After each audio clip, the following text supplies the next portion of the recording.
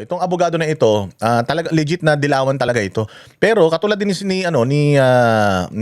Senator Yabol Guanzon, ni Attorney Guanzon, ipinapaliwanag niya sa atin ng tama yung mga bagay-bagay.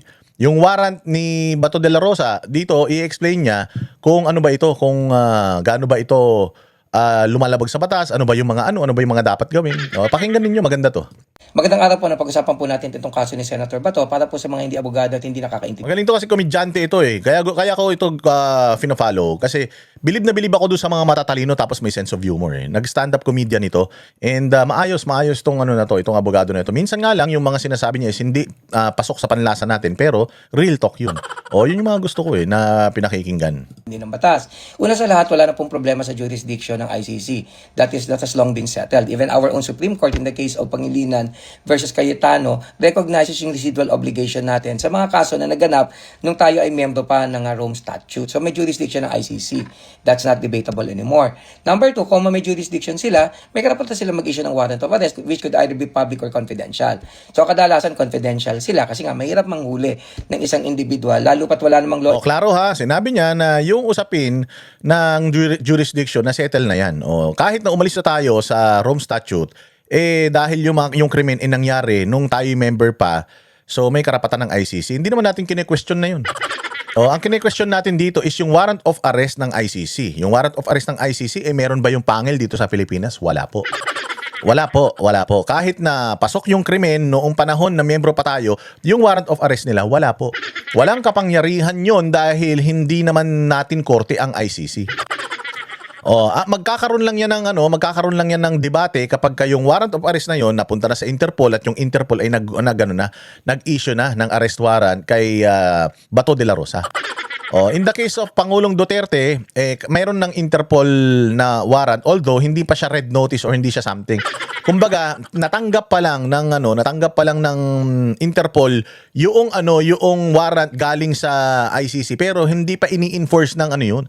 Hindi pa ini-enforce ng Interpol. Naka-receive lang ang gobyerno natin ng information from Interpol na natanggap na nila pero hindi pa nag-uutos ang Interpol.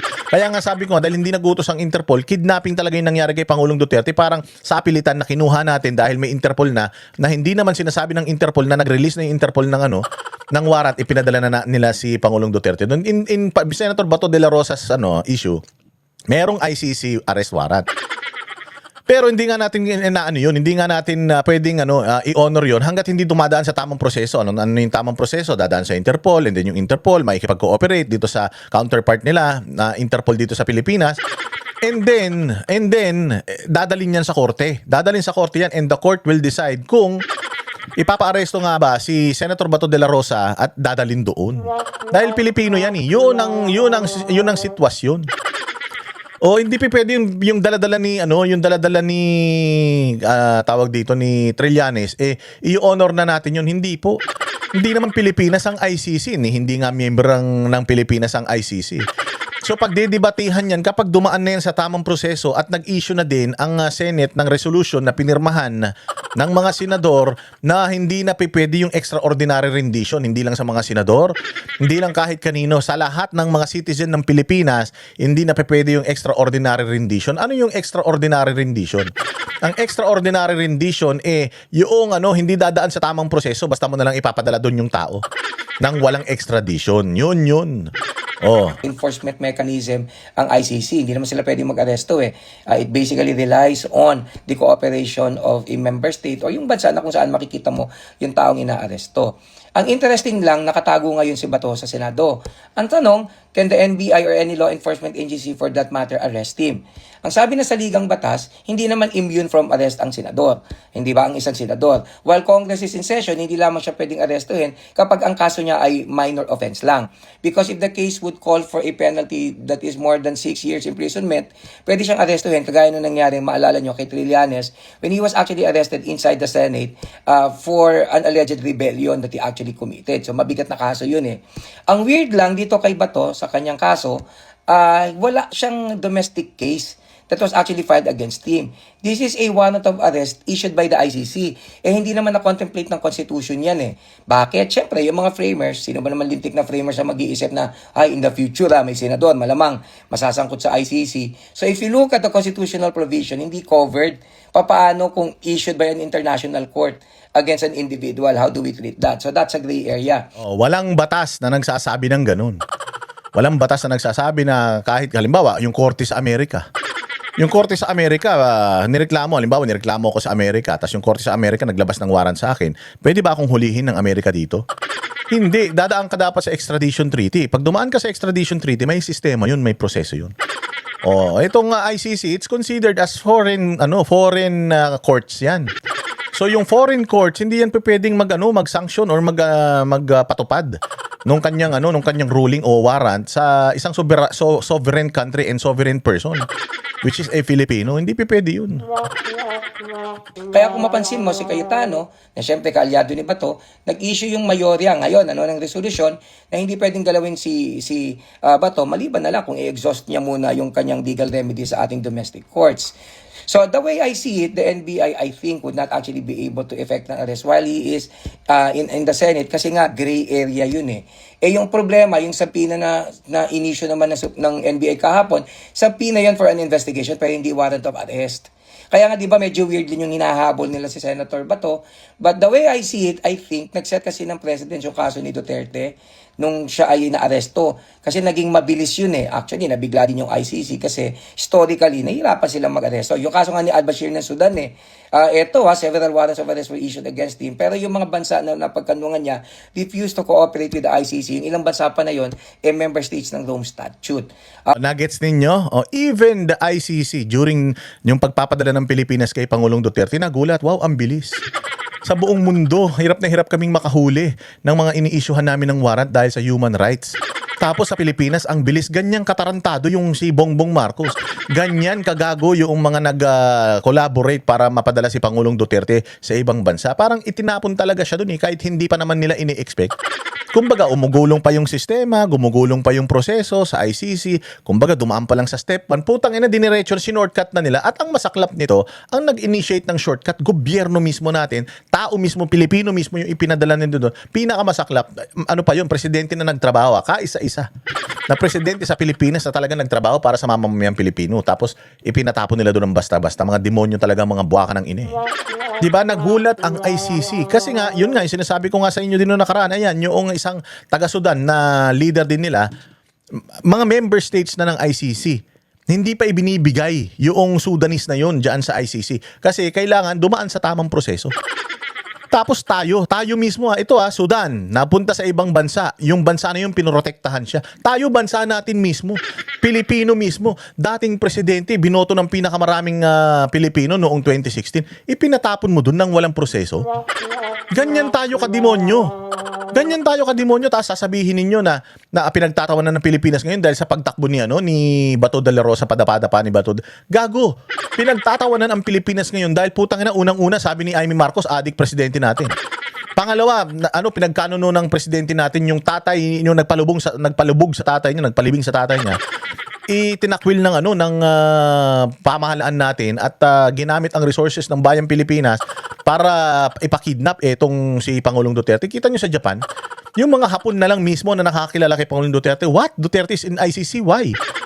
Kasi maraming namatay na adik sa Pilipinas. Anong problema dun? Adik naman mga yun. Kailan pa naging krimen ang paggawa sa tungkulin? Kasi tungkulin ng presidente yan nalabanan ng krimen. Tungkulin ng presidente yan na hulihin lahat ng kriminal. In the process of doing it, in the process of yung paggawa sa katungkulin, nagkaroon ng inkwentro, namatay yung adik, namatay yung kriminal. Nasa operation naman, ino-operate naman yung kriminal na yun. So ibig sabihin, legal yung operasyon, namatay nga lang dahil nanlaban. Kailan pa? Sabi nga ng mga nasa ibang bansa, kailan pa naging krimen ang paglaban sa krimen? Lalong-lalo na kung presidente ka ng isang bansa at nilalabanan mo ang krimen sa bansa mo, inaayos mo ang bansa mo, kailan pa naging krimen yan? Pokin ang ina yan ang nakakahiya sa lahat ng nakakahiya sa mundo. Yung ipinakulong mo yung presidente ninyo mismo na nag-ayos ng bayang Pilipinas ninyo. Po, tangin na ninyo, nabuhay kayo nung COVID.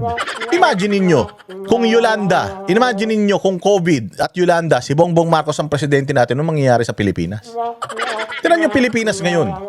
Tinan nyo Pilipinas ngayon, gano'n nakabagsak ang ekonomiya natin. Tinan mo ang inflation rate, tinan mo ang presyo ng dolyar. Tarantado yung mga nasa Malacanang na yan. Oo, mas tagal na tayong pinagtatawanan ng ibang lahi dahil sarili nating lahi tinatrador natin. Ganyang kabulok ang Pilipinas. Kaya nga yung mga Pilipino, mismong Pilipino, pinagtatawanan na natin mga sarili natin. At mismong Pilipino sa ibang bansa, hiyang-hiya na sila maging Pilipino dahil sa ginagawa na itong gobyerno na ito. Hindi ba? But that is not really an issue na ika nga ay questioning ko legally kasi executive prerogative din naman talaga yan. Kung gusto nila makipag-cooperate, they can actually do that. Yan, executive prerogative, that's the key word. Nasa gobyerno, nasa leadership kung isusuko niya yung tao niya. Pwede naman din hindi isuko ng leadership yung tao na yan dahil Pilipino. Pero pinili netong gobyerno nito na isuko, hindi lang si Pangulong Duterte, pati ito si Bato de la Rosa. Anong tawag doon? Mismong gobyerno ang nagtatrador at nagkakanuno sa mga citizens niya. Hindi ba nakakatawa yan? Hindi ba nakakadiri yan? Parte ka ng ganyang gobyerno? Hindi ba? Prerogative eh. So anong mas mo? Anong mas gugustuhin mo? Yung magmukha kang gago at traidorin mo yung bayan mo? Mga constituents at mga residente ng bayan mo? O protektahan mo siya? O sabi ninyo, kriminal o hindi, may karapatan. So si Bato de la Rosa, kung kriminal man siya, which is hindi pa man napapatunayan, wala nga siya kahit isang kaso dito sa Pilipinas, mga gunggong kayo eh. Kung may kaso nga yan dito sa Pilipinas, ikulong niyan mamaya, okay lang sa akin. Pero wala siya ni isang kaso dito sa Pilipinas, ba't nyo ba pinagpipilitan niyang ICC na yan? O kaya hindi nyo siya kinakasuhan dito sa Pilipinas kasi hindi na magkakaroon ng kapangyarihan yung ICC warrant na yan dahil gumagana na dito sa Pilipinas. Hindi pwedeng may kaso doon tapos gumagana sa Pilipinas. Kaya nga binawi na din ng DILG yung subpina kay Bato. Bakit? Kasi gumagana na yan doon. Kapag ang subpina ni Bato de la Rosa, tinan mo kapag yung subpina ni Bato de la Rosa, hindi niya pinansin. Hindi niya pinansin yung subpoena niya sa DILG. Ano mangyayari? Mag-i-issue ang DILG ng sa kanya, automatic magkakakaso siya. Pag nagkakaso si Senator Bato de la Rosa sa Pilipinas, hindi na siya pwedeng kunin ng ICC. Bakit? Nasa jurisdiction siya ng Korte ng Pilipinas at meron siyang kailangan panagutan dito sa Pilipinas, sa Korte ng Pilipinas. Kaya binawi ni John B. Rimulya yung CIDG subpoena niya. Kasi ang gusto naman talaga ng gobyerno ito si Bato mapadala doon para hindi na makaboto diyan sa impeachment ni BP Sara. Susunod diyan si Bongo na. Susunod diyan si Robin na. Kaya ingat na ingat yung mga yan. Nakukuha niyo yung ibig ko sabihin. Di ba nag-issue si John Vic ng subpoena? Ba't mo binawi? Kaya mo binawi kasi yun, lason yun. Kapag hindi nag-adhere si Bato, kailangan nyo mag-issue ng warrant kay Bato. Local warrant kay Bato. Pag nag-issue kayo ng local warrant kay Bato, ibig sabihin, may investigasyon, may kaso na si Bato sa Pilipinas. Kung may kaso sa Pilipinas, wala nang kwenta yung ICC na yan.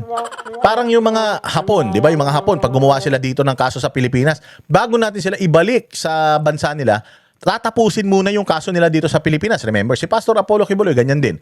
Meron siyang kaso sa Amerika. Hindi pa humihingi ng extradition kay Pastor Apollo Kibuloy. Alam mo kung bakit? Merong kaso si Pastor Apollo Kibuloy dito sa Pilipinas, hindi nila pwedeng kunin. Hindi nila pwedeng kunin. Kaya nga, walang magawa ang Amerika. Hindi sila makapag-issue ng extradition para kay Pastor Kibuloy kasi nga may nilalabanan niya pa yung kanyang kaso dito sa Pilipinas. Pag natapos yan, lahat ng yan, pwede na siyang pumunta doon, hindi pwedeng kunin pumunta doon for extradition. May proseso pa din yan. Mga gago pala kayo Kita nyo halatang halata. Talagang gusto lang nila ipatapon ito si Bato doon. Which is illegal. Illegal na illegal po yan.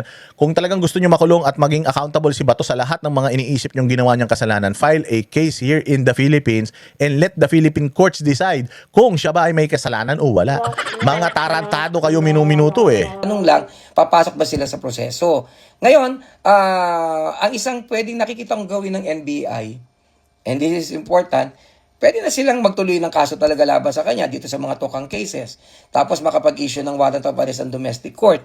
Kasi nga, mabigat yung kaso. Kaya lang ang problema pag ginawa nila yan, ibig sabihin, hindi na siya dapat ibigay sa ICC. Bakit? Kasi gumugulong na yung kaso dito. Kasi di ba ang ICC complementary lang? Pumapasok lang sila kapag hindi natin kaya. Kuhanin nyo.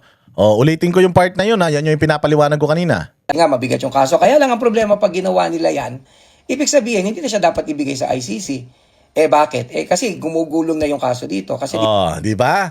Kapag natuloy yung subpina ng CIDG at nag-imbestiga sila kay Bato dito sa Pilipinas, kailangan sumagot ni Bato doon sa kanilang investigasyon sa Pilipinas, mawawalan na yung ICC ng kapangyarihan over Bato de la Rosa. Kailangan antayin nila na matapos o panagutan ni Bato yung batas dito sa Pilipinas bago siya kunin at dalhin sa ICC para harapin din niya yung kaso niya doon. Gets nyo?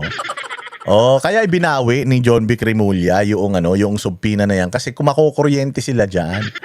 Kasi initially, ginawa lang naman nila yan, yung pag-i-issue ng subpina kay Bato de la Rosa. Kasi gusto nila lumabas si Bato de la Rosa, mahahawakan nila at hindi makaboto dyan sa change of leadership dyan sa Senado. This is all politics and dirty politics po ito mga kababayan. ibang ICC complementary lang, pumapasok lang sila kapag hindi natin kaya na hawakan yung kaso. Di ko magsasampa ang NBI. Halimbawa, mapupunta sa korte. So, ibig sabihin, kaya na natin hawakan yung kaso niya, hindi na siya kailangan i-surrender. Ngayon sa panig ni Bato, lagi natin siya niloloko, bakit siya nagtatago?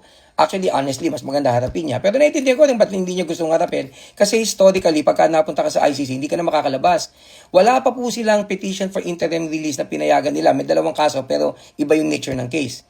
So obviously, pag nahuli ka ng ICC, tuloy-tuloy ka hanggang kaso mo. Sa acquittal niya, natapos yan during trial, yung isa during appeal, 4 lang ang bubunuin mo dyan, mga 8 hanggang 10 taon. So anyway, sana po naintindihan niyo po yung paliwanag.